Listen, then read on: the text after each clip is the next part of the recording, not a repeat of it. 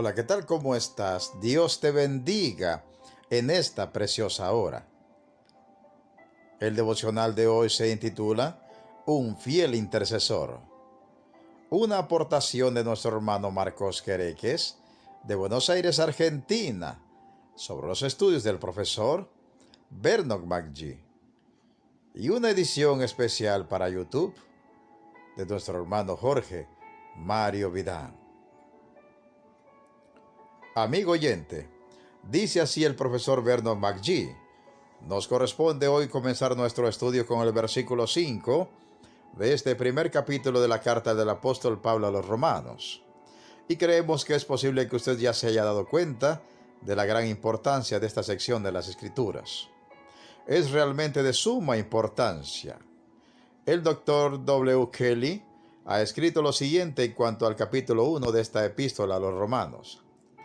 Tome cualquier sección del Antiguo Testamento y compárela con estas primeras palabras en el capítulo 1 de Romanos. Cuán evidente e inmensa es la diferencia en propósito, carácter y alcance. Por ejemplo, ¿dónde encontraría usted algo como esto en los primeros 5 libros de Moisés o en los libros históricos que siguen?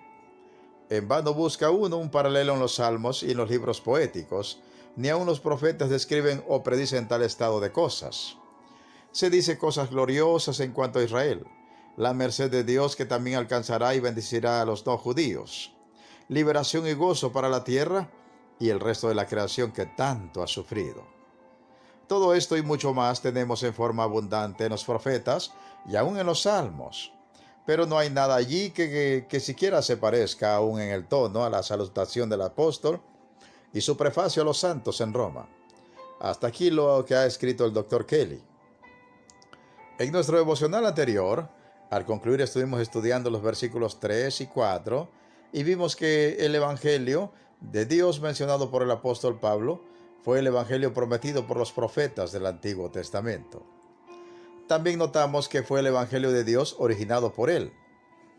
El Evangelio, estimado oyente, no fue idea de ningún ser humano ni tampoco de Pablo. También vimos que el Evangelio concierne a su Hijo Jesucristo. En otras palabras, el Evangelio es todo en cuanto a Jesucristo. Su tema principal es una persona, y esa es la diferencia entre cualquier religión y la verdadera fe en Jesucristo. No se trata aquí de una religión, sino de una persona, y esa persona es Cristo Jesús. Otro punto que hemos visto aquí es que Pablo declaró que Jesucristo nació de una virgen, lo que indicó por una parte que según el aspecto físico era del linaje, o sea, de la simiente de David, lo que demostró su verdadera humanidad. Pero por otra parte, su nacimiento virginal declaró o señaló que era hijo de Dios. Todo esto es según el Espíritu de Santidad por medio de la resurrección de los muertos. Es decir, que la resurrección de Jesucristo confirmó todo lo que se había preanunciado acerca de él en el Antiguo Testamento en cuanto a su identificación como hijo de Dios. Si usted lee su Biblia, descubrirá que presenta al Señor Jesucristo en el poder de su resurrección. En los Evangelios vemos a Jesucristo en los días de su carne, mientras caminaba por esta tierra, despreciado y desechado entre los hombres.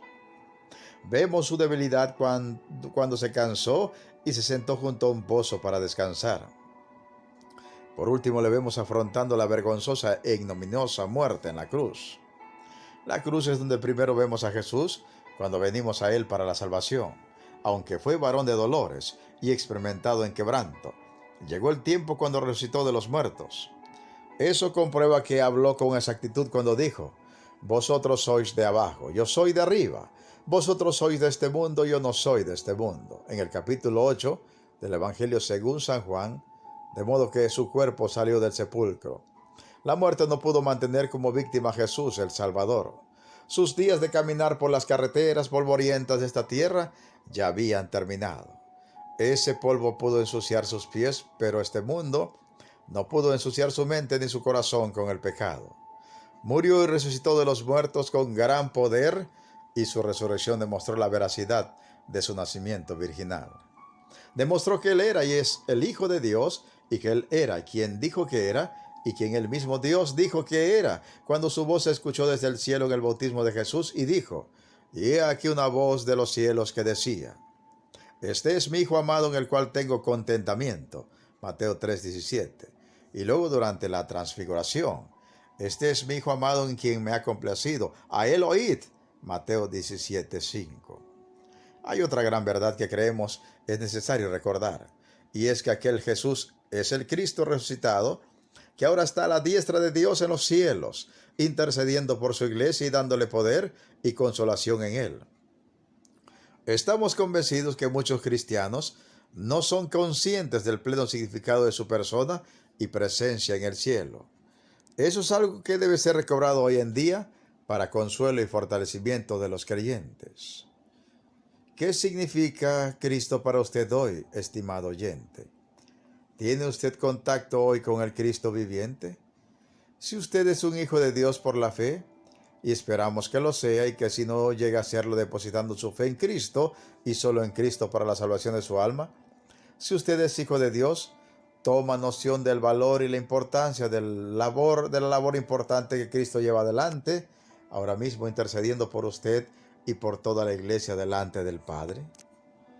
Cuando usted intercede ante el Padre, nunca está solo, porque si usted clama por algo conforme a la voluntad del Señor, Cristo intercede por lo mismo. Esto es de un tremendo aliento para cada uno de los santos redimidos. Uno puede pensar que su oración es débil y sin fe verdadera.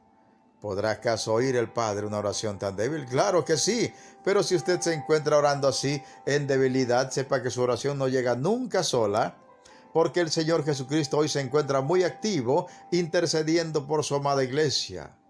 Sabiendo esto, ¿dejará de orar? ¿Orará como si su oración nunca fuera a ser recibida por el Señor? ¿Orará confiando en que su oración nunca llega sola, porque Cristo mismo intercede por usted y por todos los santos? Meditemos y reflexionemos en la preciosa palabra de Dios y pongamos toda nuestra fe y todas nuestras obras en el Señor Jesucristo. Se despide de ustedes un siervo de Cristo y servidor de todos, Pedro Navarro Cartagena, desde los estudios de grabación de la Iglesia Cristiana, La Viña de Jesucristo, ubicada en Progreso, Yucatán, México. ¿Y sabes qué? La mejor noticia: Cristo viene pronto. Preparémonos para volver a casa. Amén, amén y amén.